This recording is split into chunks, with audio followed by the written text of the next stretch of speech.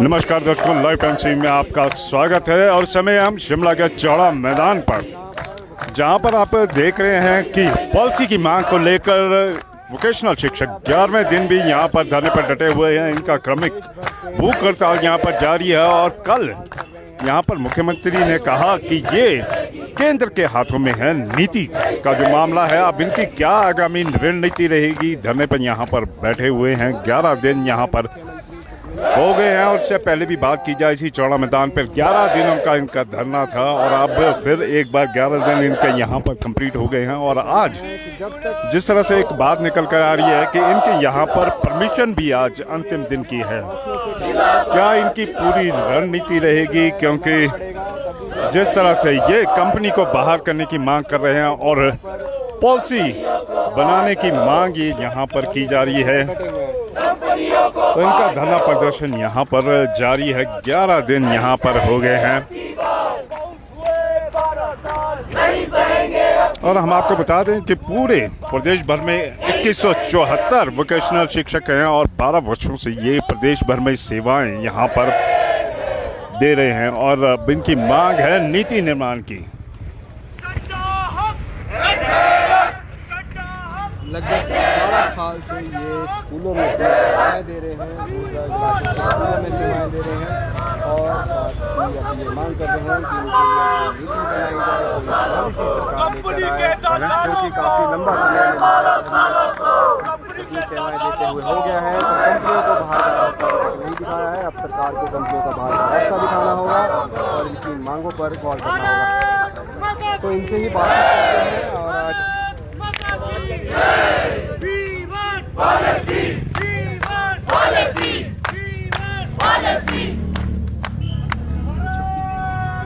सब यहाँ पर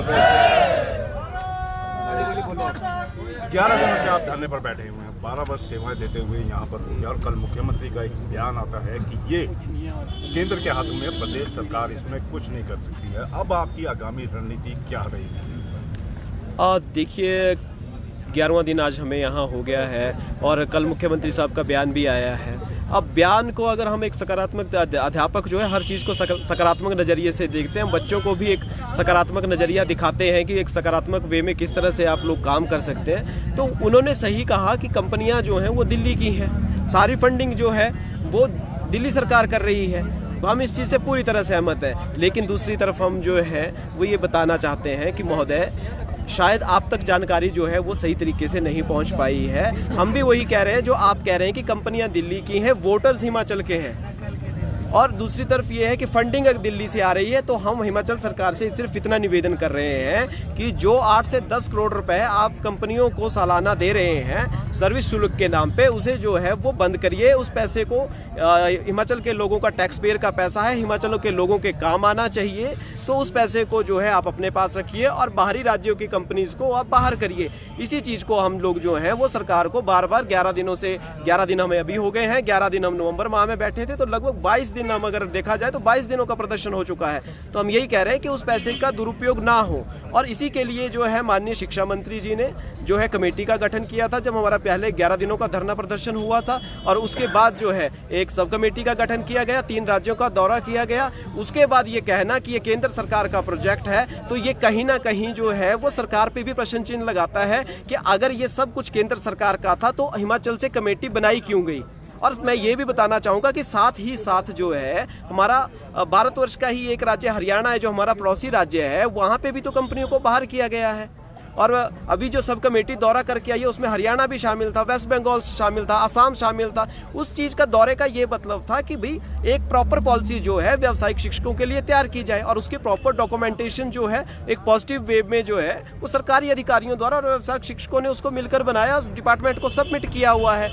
अगर वो उस रिपोर्ट का कोई वैल्यू नहीं है, अगर उस दौरे का कोई औचित्य नहीं था, तो उस दौरे पर जो पैसा खर्च किया गया वो जो है वो एक प्रकार से जो है वो सरकारी धनराशि का जो है वो दुरुपयोग है, वो पैसे का दुरुपयोग है। तो ऐसा नहीं है, सरकार ने पॉजिटिवली जो है वो काम किया है, लेकिन लगता है कहीं ना कहीं अधिकारी जो हैं इस चीज़ को गुमराह कर रहे हैं। पूर्व सरकारों में भी आपने देखा है, ओपीएस जैसी समस्या में भी यही बात थी, सरकारें बोलती रही ओपीएस देने के लिए, अधिकारी मना करते रहे और बाद में उन्हीं अधिकारियों ने जो है वो पॉलिसी फ्रेम करके दी और आज पूरे हिमाचल प्रदेश के जो कर्मचारी हैं उनके हक में जो है माननीय सीएम साहब ने जो है वो फैसला लिया है।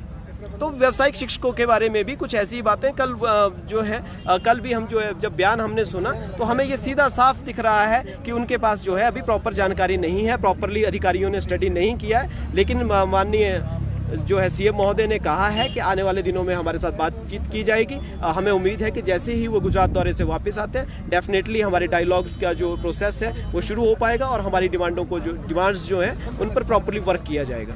तब तक ये धरना जारी रहेगा जिस प्रकार से सरकार का भी रुख आपके सामने आ गया, तो कब तक ये धरना यहाँ पर जारी रहेगा? देखिए, धरना प्रदर्शन निरंतर जारी रहेगा जब तक हमारी डिमांड्स को जो है वो पूरा नहीं किया जाता है। हमारी डिमांड्स जो है बिल्कुल छोटी सी डिमांड है। जैसा कि सीएम महोदय ने कहा, सेंटर से जो पैसा आ रहा है वो सेंटर की स्कीम है, सेंटर से पैसा आ रहा है, हम उसी पैसे की डिमांड कर रहे हैं। हम जानते हैं हिमाचल प्रदेश जो है फाइनेंशियल क्राइसिस से जूझ रहा है। यहाँ पे पैसे की थोड़ी आर्थिक तंगी जो है हिमाचल प्रदेश में देखी गई है। हमने किसी फाइनेंशियल बर्डन की बात नहीं की है। हम तो जबकि फ़ायदा देना चाहते हैं सरकार को, 8 से 10 करोड़ रुपए हम तो बचाने की बात कर रहे हैं, हम बेनिफिट्स की बात कर रहे हैं। हम कोई रेगुलर जॉब नहीं मांग रहे हैं, रेगुलर पॉलिसी नहीं मांग रहे हैं। हम सिर्फ ये बोल रहे हैं कि कंपनियों को हटाइए और अपने तरीके से जो है व्यावसायिक शिक्षा को चलाइए जिस तरह से हरियाणा राज्य में चलाया गया है। आप अगर हरियाणा राज्य को कॉपी नहीं करना चाहते तो सरकार अपने लेवल पर कोई जो है वो तरीका निकाले और उस तरीके से हमें अंडरटेक किया जाए। जबकि व्यावसायिक शिक्षकों ने इसके अलग अलग तरीके जो है सरकार को रिपोर्ट बना के सौंपा हुआ है। नीरज जी, बातचीत तो बड़े लंबे समय से आप कर रहे हैं और मंत्रियों से भी आप मिल चुके हैं, बातचीत का कोई हल नहीं निकल रहा है। अब आप कह रहे हैं फिर से मुख्यमंत्री ने बुलाया है, बातचीत ही करते रहेंगे या कोई समाधान भी लग रहा है निकलेगा? देखिए, अभी तक हम जो है विभिन्न मंत्रियों से मिले हैं, विभिन्न विधायकों से मिले हैं, जबकि 10 से 15 मंत्री और विधायकों से हमारी बातचीत अभी तक हो चुकी है। कहीं ना कहीं हमें जो है हमें लगता है विभागीय अधिकारियों की थोड़ी सी कमी है, क्योंकि सरकार के लगभग 10 से 15 विधायक और मंत्री ये खुद कह रहे हैं कि आपकी मांगे जायज़ हैं। इवन यहाँ के जो है माननीय विधायक जो हैं हरीश नारथा जी ने तो इतना तक कह दिया कि अगर ज़रूरत पड़ी तो मैं खुद आपके साथ धरना प्रदर्शन ज्वाइन करने के लिए तैयार हूँ। उन्होंने कहा कि मेरे ही विधानसभा क्षेत्र से ना जाने कितनी कंप्लेंट्स जो है मेरे पास आई हुई हैं। तो अभी तक हम लोग जो हैं वो सकारात्मक तरीके से सहनशीलता के साथ डायलॉग, हम जानते हैं बात डायलॉग से होती है, बात उग्र होके नहीं होती है, बात जो है वो एग्रेशन दिखा के नहीं होती है, बात होती है एक संवेदनशील तरीके से। एक जो है डायलॉग्स का प्रोसेस जो है शुरू होना चाहिए। हमारी भावनाओं को सरकार को समझना चाहिए, हम सरकार की भावनाओं को समझ रहे हैं, इसी वजह से हमने किसी फाइनेंशियल डिमांड की बात नहीं की है। नीरज जी, एक बात और निकल कर आ रही थी कि धरने की आज यहाँ पर आपको परमिशन अब यहाँ पर ख़त्म हो गई है, तो क्या इस बाबत यहाँ पर आपको कुछ उठाने के बारे में भी बातचीत हुई, कुछ पुलिस के साथ ऐसा हुआ?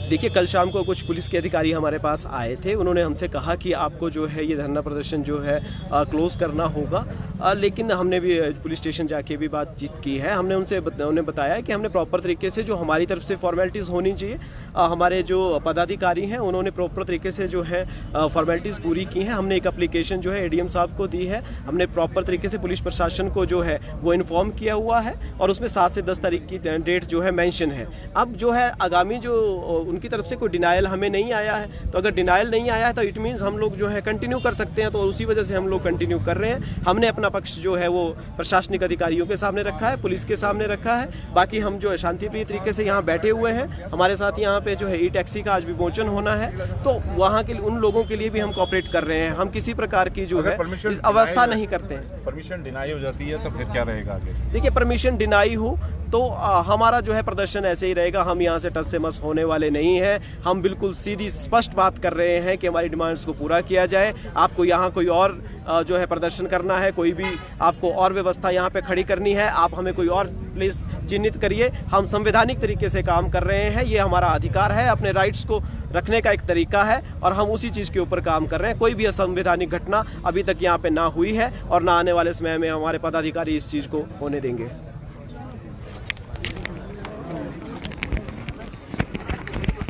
तो यहाँ पर आपने साफ तौर पे सुन लिया है कि यहाँ पर इनका धरना प्रदर्शन यहाँ पर जारी रहेगा जब तक इनकी मांगों पर सरकार यहाँ पर गौर नहीं करती है। और इन्होंने कहा कि सरकार का इनके प्रति सकारात्मक रवैया है और ये सरकार के फैसले का इंतजार करेंगे और इन्हें उम्मीद है कि सरकार इनको बुलाएगी वार्ता के लिए और इनकी मांगों पर गौर करेगी। और फिलहाल इनका जो क्रमिक अनशन यहाँ पर जारी है और 12 वर्षों से ये प्रदेश भर में सेवाएं दे रहे हैं। 2174 यहाँ पर वोकेशनल शिक्षक हैं और 11 दिनों से ये यहाँ पर धरने पर बैठे हुए हैं। तो अभी फ़िलहाल इस लाइव स्ट्रीम में इतना ही, फिर मिलेंगे नई खबर नई जानकारी के साथ। तब तक के लिए आप सभी का आभार। मैं शिमला से विक्रांत, धन्यवाद।